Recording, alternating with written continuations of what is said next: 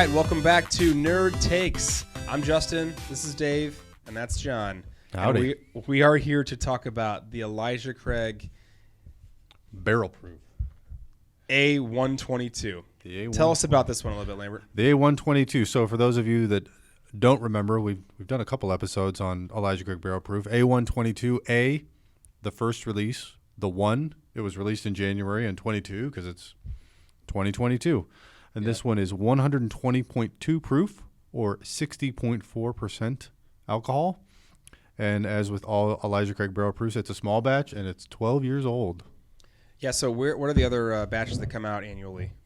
So they've got the A120, they have the A, and then they have the B5. So the B522 will come out in May, and then the 9, or the C922 will come in September. Yep. Yeah, so what we're going to do is we're going to do a real quick taste. I got to give a real quick shout out to our boy Bobby over at Lebanon Wine and Spirits who helped us out procuring this bottle. Really appreciate it. So what we're going to do is a real quick taste test, and then we're going to eventually figure out what is our Luke Skywalker Luke Skywalker rating scale. Our Nerd Takes rating scale. So let's start with the nose. I just want to drink it. Yeah. I mean, it is Getting a little bit of ethanol. a little bit, yeah. A little bit of... Which isn't surprising, A little, 120 proof. A little Yeah. sting on the nostrils. Yeah, not too bad, though. But there's a little bit of a sweetness in there, too, right? Yeah. Maybe some toasted caramel. I like that. Caramel, definitely. Now you say that, for sure. And that little hint of ethanol, I don't think we're going to taste it. Well, we'll find out. No, I don't think so. As a barrel proof, I kind of expect it to be a little bit spicy hot. Yeah, And that's Yeah, the but you can do essence the of a spice barrel. without the ethanol. That's true. Okay, well, let's taste you it. can.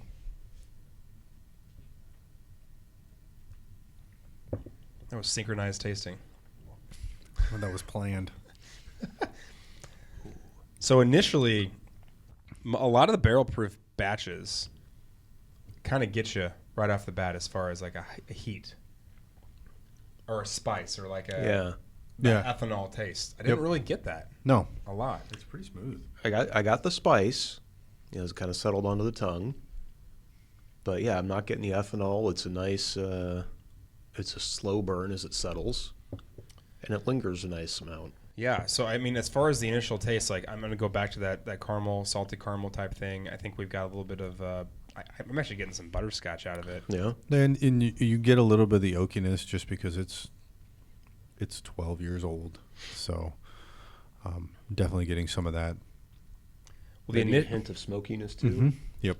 That oaky, smoky flavor. Yeah. Yeah, the initial taste is not super. It is very smooth. It's not super overwhelming, or really, it's not a whole lot going on, honestly. Like at first, but then as it's sitting here longer, It's more mid palate. It's not like there's not, because like you said, like for some things, like you'll feel it on the tip of your tongue. This is not the case. It's more mid, and then the back of your throat is where you get a lot of the flavor, and that's where I pick up the smokiness isn't up front. It's after a couple seconds that starts to come through. Yeah. But man, I will say that the finish on this is one of the best that I've had in recent batches for me at least. Still going. I don't think the 21s had a really good long finish on them. I think most of them were like spice forward, heat forward, but then maybe the C. the C was better than the A and the B. But definitely not the. I mean, the A was. Pat mentioned this a lot. The A was a little bit more floral, but it wasn't bad. And then the B, but maybe the C. But this is kind of. It's almost like going back to what you know. Yeah. Kind of thing. This is an incredible finish. Like I'm sitting here, I've had 2 sips of it, and it's been however many seconds or minutes, and it's still sitting there. just radiating like through my throat. It's and still through sitting my there. esophagus, and that's what I think is for me is a telltale sign of a pretty good bourbon. Yeah. Yeah.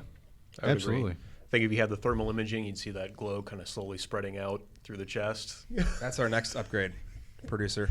Maybe next time.